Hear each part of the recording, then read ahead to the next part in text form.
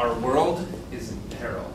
Physics, the natural science of matter and its motion, is unknown to the vast majority of the populace. A group of villains led by the evil Professor Payne has taken advantage of this and seized control of a great many of Earth's natural resources. Pollution, poor sanitation, and global warming are all increasing. If these evildoers are not stopped soon, the consequences for the planet are dire indeed. However, all is not lost. To combat the anti-ecological forces of Professor Payne and her cohorts, a group of promising young students from Indiana University was given the power to fight back using physics. Each was given a superconductive ring and became an avatar of one of the fundamental forces of nature. Big G with the power of gravity. The attractive one, the power of electromagnetism. Color, the avatar of the strong force. Wizzy, the champion of the weak force. And finally, to unite them all to a common purpose, Aorto with the power of heart. These 5 heroes are known as the Phisciteers, and their mission is to use the power of physics to save the planet from its current energy crisis. But they do not fight alone. In times of greatest need, with their 5 powers combined, they call upon Earth's greatest champion, Captain Planet!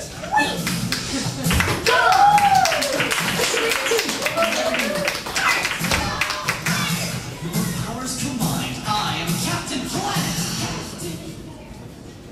Last time on Captain Planet and the Phisciteers got themselves in a load of trouble when they hopped on their magic school bus and then accidentally flew into their professor's nose when their teleporting device went haywire. This week, the Phisciteers will confront the evil villains who are controlling Earth's natural resources. Even now, as we speak, Professor Payne and her sidekicks, Dr. Doom and Miss Fortune, are quartered in their lair, planning to waste as many resources as possible while preventing the advancement of eco-friendly technology. Professor Payne, your plan is working excellently, and soon we will control so many of the world's resources. We will be famous! Yes, it's going beautifully. Hopefully those meddling Phisciteers do not interfere. What plan? You know, the plan. Take control of all of the world's resources, all of the world's energy, hold it for ransom, take over the world! Right. That plan. So, how do we do that again? Miss Fortune, we've gone through this for years now. We are siphoning all the energy from the major cities and storing it here. Once they run out of natural resources, they'll be begging me for energy. People are starting to catch on to solar power and wind energy, and I just can't control renewable resources. So we have to take and use as much energy as possible before physicists advance their technology and don't depend on oil or coal anymore. In other words, we have to make sure the Phisciteers be quiet. But how do we do that? How do you think? Miss Fortune, never mind. Dr. Doom will handle it. In the meantime, we need to use as much energy as possible. Always keep the lights on and the water running. And always set your thermostat to a high temperature and leave the windows open. You can even turn on the air conditioner in the winter. No. Yeah. Hey, can we play with the Tesla coil again? Pretty please? Well, it does use a lot of energy. That's true. Knock yourselves out, but stay away from my device. So, while Miss Fortune sets up, who here knows about electricity? Crickets. All right.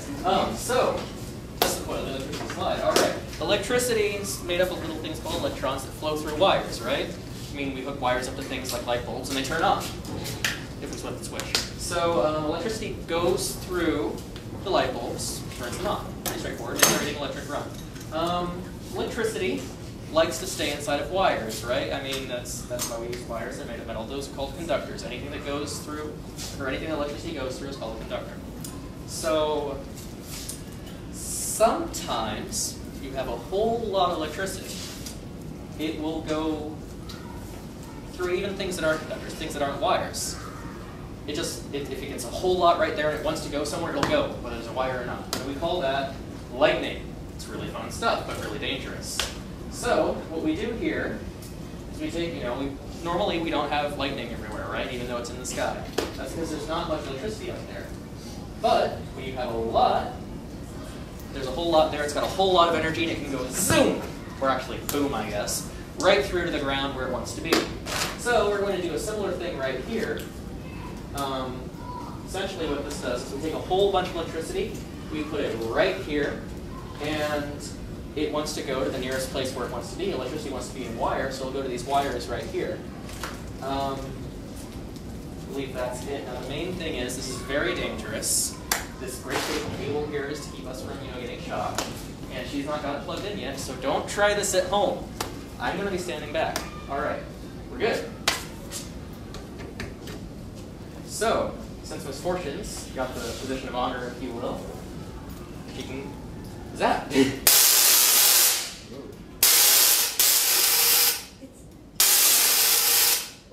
So one thing you'll notice is sometimes the arc is going off the back. We actually have little wires on the back that we can put up, so since it's not facing you, just a little bit side there.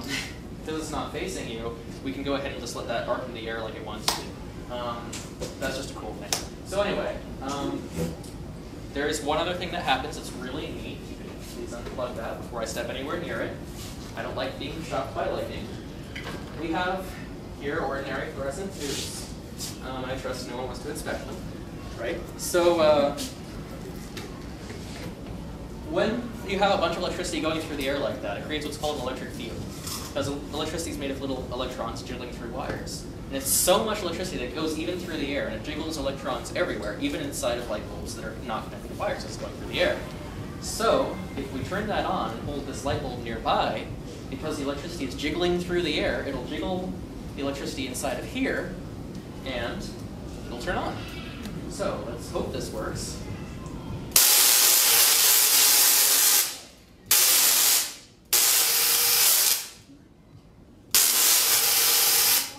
Right. So I think it's really cool. Do we have questions?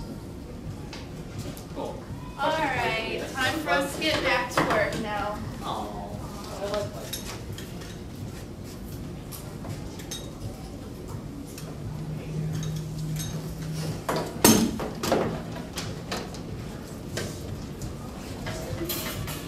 All right, we got to hurry before people catch on to this being environmentally friendly thing.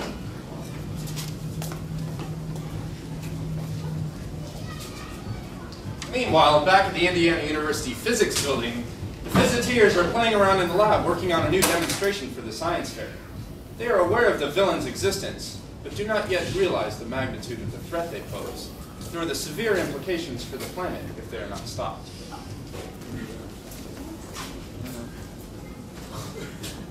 So explain this to me again. Something about electrostatics? Yeah, so inside the wand is a Van de Graaff generator invented by Robert Van de Graaff. And basically that's a moving rubber belt that strips electrons off the outside of the wand, thus creating an electric field around the wand.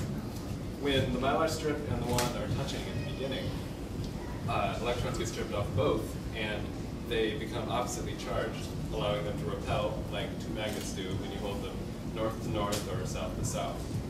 You'll also notice that the mylar strip spreads out really wide when it's floating. And this is because when you have charges in something like the mylar strip, they try to get as far away from each other as they can. So you'll notice when I pull it out of the field, it goes back down, back in. Spreads out again. Also, it floats because the force from electricity is stronger than that of gravity for something this light. All right, you guys, get ready to show you some wiggity whack bubbles. Oh man, I've been waiting for this all day. Okay, so what we have here is a bowl of water, and then a cup of soap and water mixture, another container of water, and then in here, what is this again, Lizzie? Dry ice. Solid carbon dioxide. Okay, so what's it doing? Well, it's turning into some kind of gas, just like ice turns into liquid. Except dry ice turns directly into gas, just like clouds. Okay, so I think that's called sublimation. Sublimation, exactly. So the CO2 will sublimate. It's dry ice, but water, which is wet ice, will melt into water, liquid. So I think what I'm going to try and do is make some bubbles with this. First thing, I'm going to put the dry ice into the water. Look at that, just like a cloud. And now,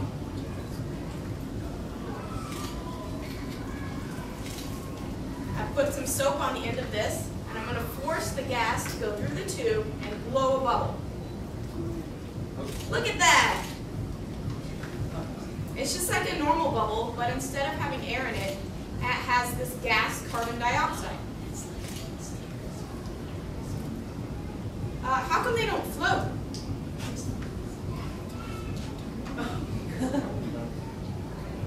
It's because the CO2 is heavier than air is. So instead of floating in the air, it'll sink down onto the table.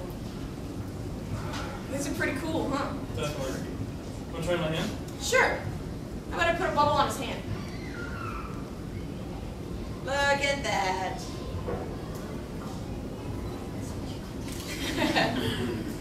That's pretty cool. But you know what's even better than the small little bubbles? What? Gigantic bubble.